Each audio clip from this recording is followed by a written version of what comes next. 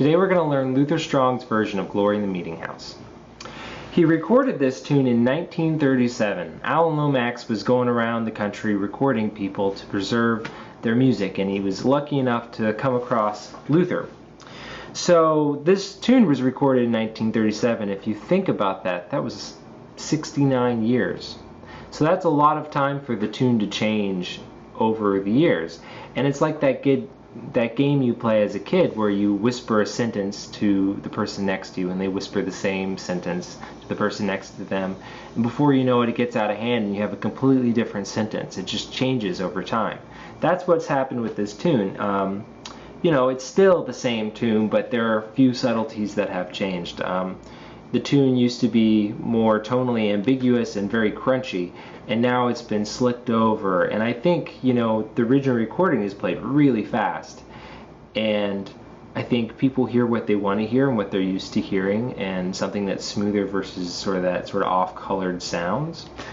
So I'll teach you the original version and then throw in a few ways that people are playing it now, so you can make a conscious decision of which way you would like to play it. So I'll play you the original version, and I have my iPhone here, and it has this program called Amazing Slowdowner, and you know, I can speed things up, slow them down, change the pitch, and I just import songs right off of my computer.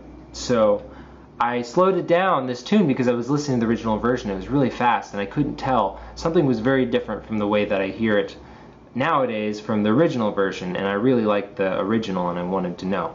So I'll play you the fast version. It starts off on actually the B section and then quickly goes into the A. And it's the B section that's changed the most, I think. So here we go.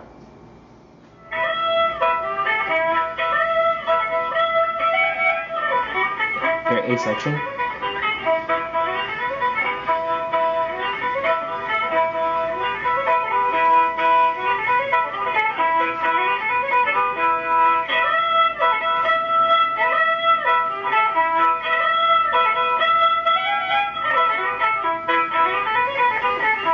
Alright, so I'll slow it down. Let's go 50%.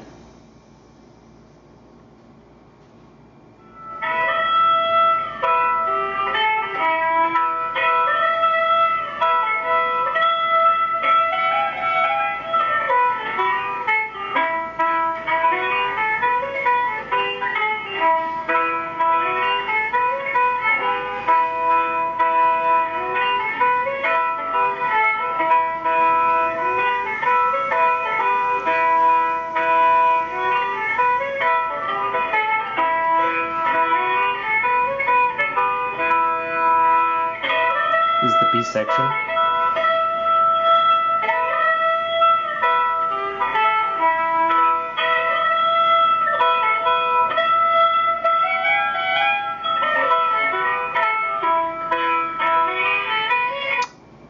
We're going to play this tune in Sandy River Bell tuning. So from the top we have an F, a D, a G, C, and finally a D. So it's a lot like modal tuning in the sense that from G tuning you'll be tuning the second string up to a C. The only difference is we're going to tune this fifth string down to an F. So you could put a finger on the first string, 3rd fret, and it should be the same note. This tune's normally played in the key of E, but today we're going to play it in the key of D because I don't want to put a capo on. And I think it's better for teaching for us just to be open without a capo. So, you know, if you want to play, after this lesson, if you want to play in the right key and right tuning, just take this tuning and put a capo on the 2nd fret and put your railroad spike down, and you'll be all set.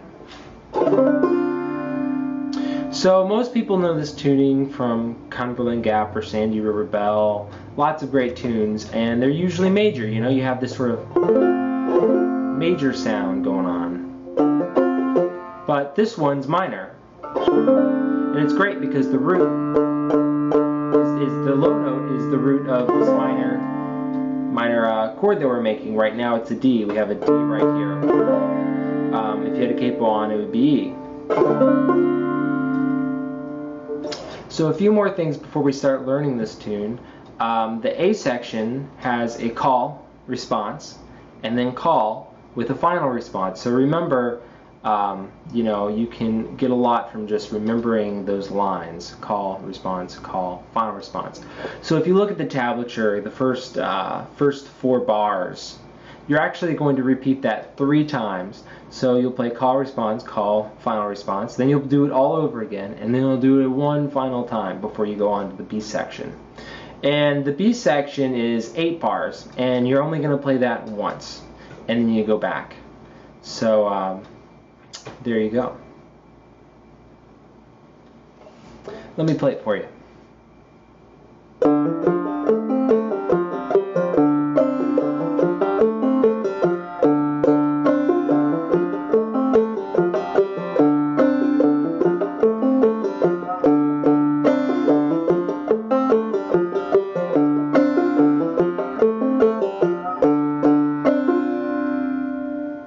So the call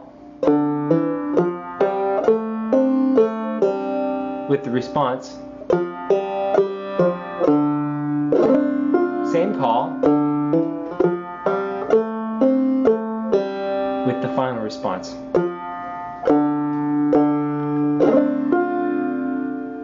So there you go, you repeat all of that 3 times and you have the A section. Let's dig a little more into it. So the first call. The first call, we're going to have a hammer on. So you're going to hit the 4th string open, hammering onto the 4th string 2nd fret. Then you're going to put your finger on the 4th string 3rd fret, and you're going to pull off on the 3rd string open. So I'm not using my right hand. I'm pulling off just with my left to make that sound. So it's hammer on the 4th string 2nd fret, 4th string 3rd fret, pull off. So you might just practice that little line. It's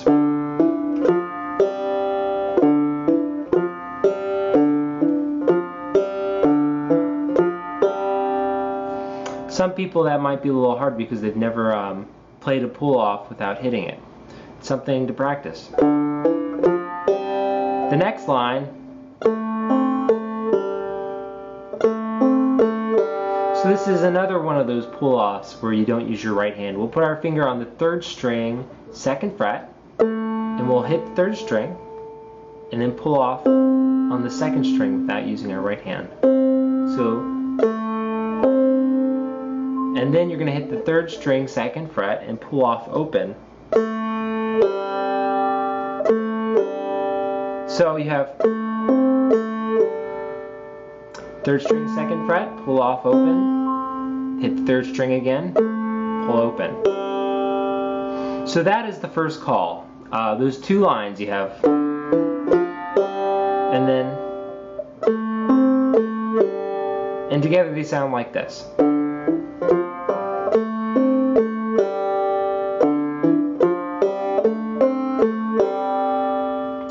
I like to dedicate my fingers to certain frets.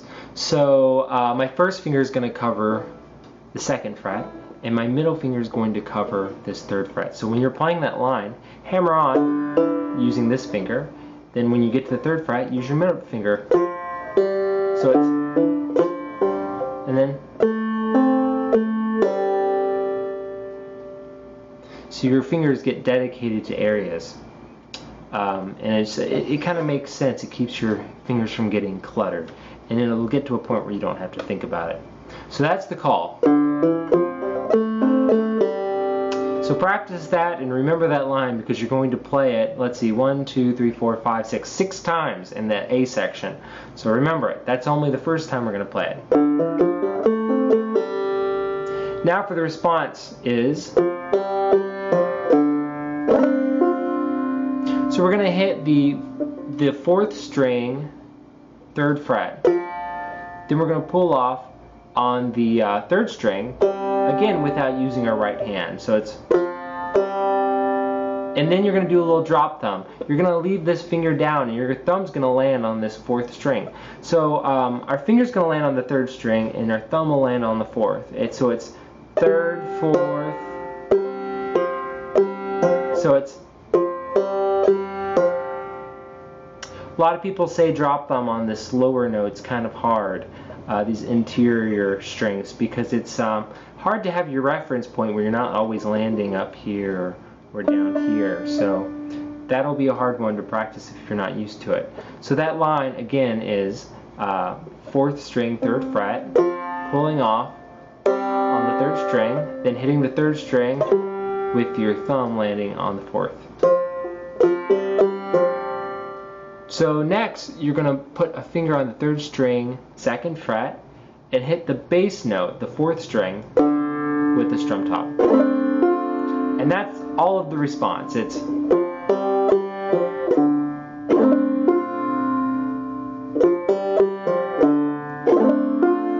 so with the call and response we have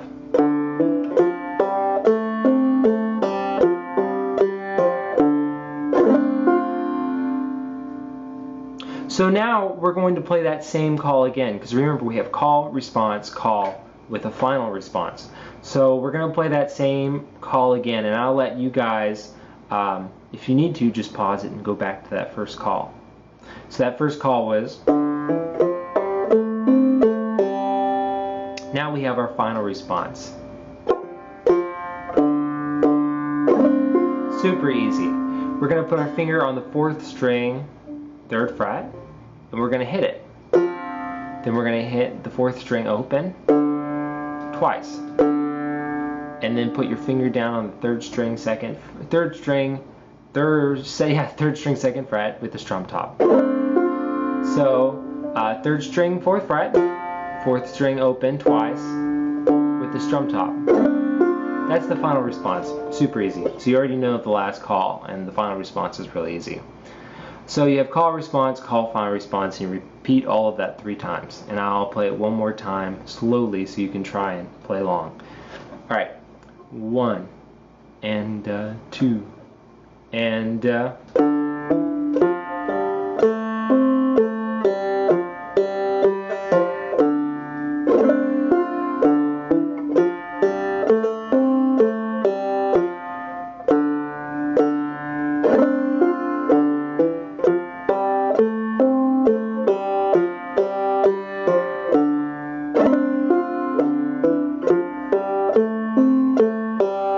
time.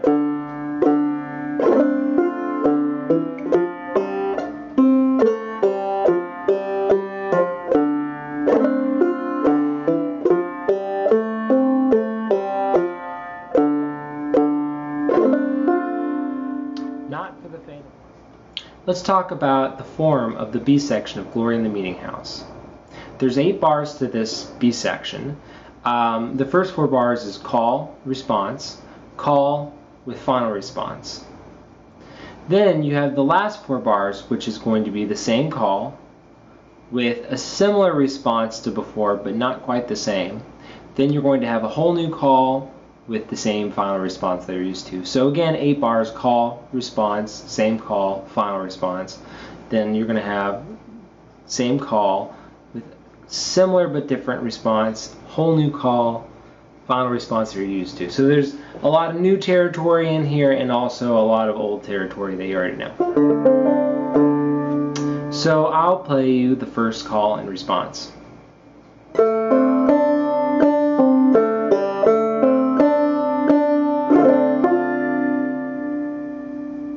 So it starts off on your 3rd string, 2nd fret. You're going to hit your 3rd string, pulling off on your 2nd string. And you're going to pull off only using your left hand. You're not going to hit it with your right. So it's, then you're going to land on your 1st string, open. Then you're going to hit your 1st string again with your thumb landing on the 2nd string for some drop thumbs. So you have, then you're going to hit your 3rd string, pulling off to open. So we have, and that's your first call. Your response to this is, so you're going to hit your 3rd string, pulling off again on your 2nd string with your left hand. Then you're going to hit the 1st string, hit your 1st string again, strum top. So that response is So the call and response.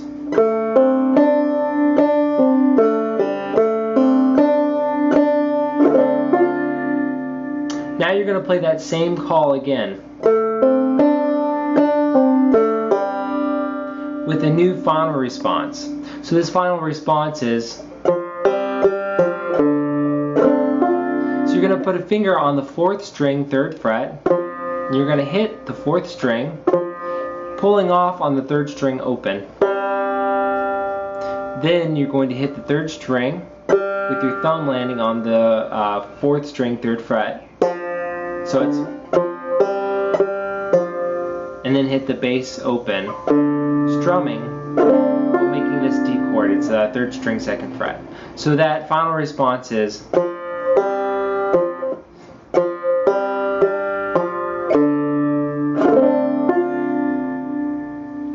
so call, response, call, final response. I'll play it all and you can play with me. I'll give you a 2 count. 1 and 2 and let's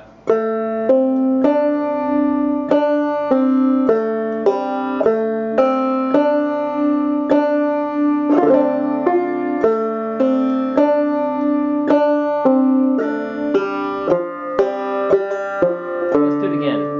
Call, response, call,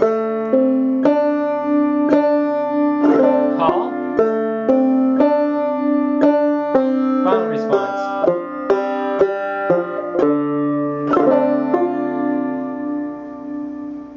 That was the first 4 bars of the 8-bar B section. So you know the first 4 bars of the B section. Now for the last 4. It's call, response, a whole new call that you don't know with the same final response. So this call that we're starting on, you already know. It's, and it starts off on the 3rd string, 2nd fret. You hit the 3rd string, pulling off on the 2nd. Then you hit the 1st string open, land on the 1st string again with the thumb landing on the 2nd string, hitting the 3rd string, 2nd fret, and pulling off. So then we're going to start on the response, which is, so it's 3rd string, 2nd fret. You hit the 3rd string, pulling off on the 2nd string. Then you're going to hit the 1st string 2 times in a row. Then you're going to hit it a 3rd time, but you're going to hammer on the 1st string, 2nd fret. So what we have is,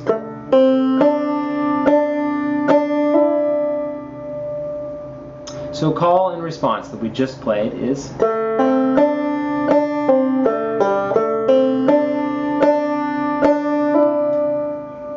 now for the final call and the final response.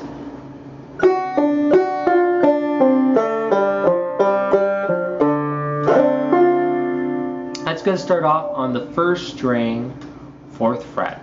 So you're going to hit that 1st string, 4th fret, pulling off open. Then you're going to put it back down on the 1st string, 4th fret for a 4 chop. So we have, sounds a bit crunchy, sounds interesting. Then 1, 2 open. It's going to be hitting your 1st string with the thumb landing on the 2nd string open, hitting the 3rd string, 2nd fret, pulling off open. So we have 1, 2, pull off. That is the new call that you didn't know. Then we're going to go into the final response, which you already do know. And that starts off on the 4th string, 3rd fret. You're going to hit the 4th string, pulling off on the 3rd string open, then landing on the 3rd string, and your thumb landing on the 4th string. Drop thumb. And then hitting the 4th string open while making this chord on the 3rd string, 2nd fret. So the final response.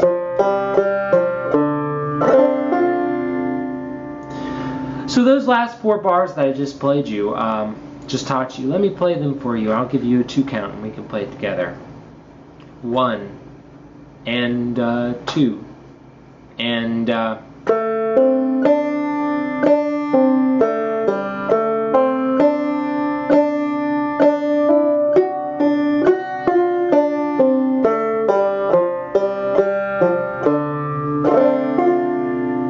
do it one more time faster. 1 and 2 and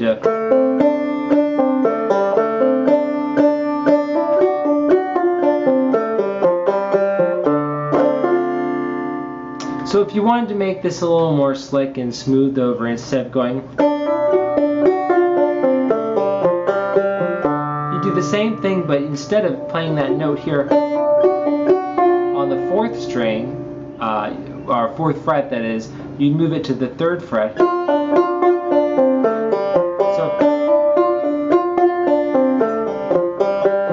it's just one note, but it makes such a big difference.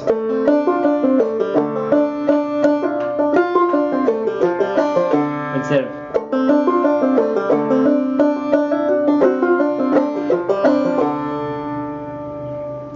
so that is the last 4 bars of the B section. So I'll now play you all of the B section, and I'll give you a 2 count so you can play along. 1 and 2 and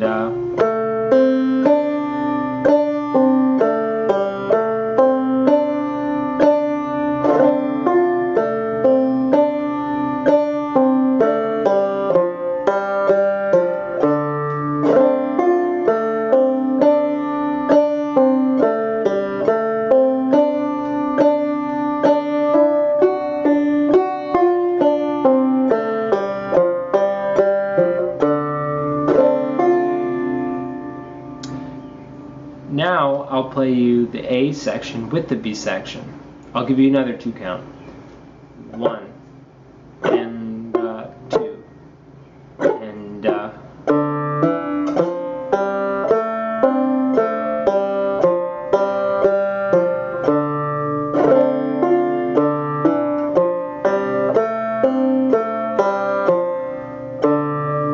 repeat that 2 more times.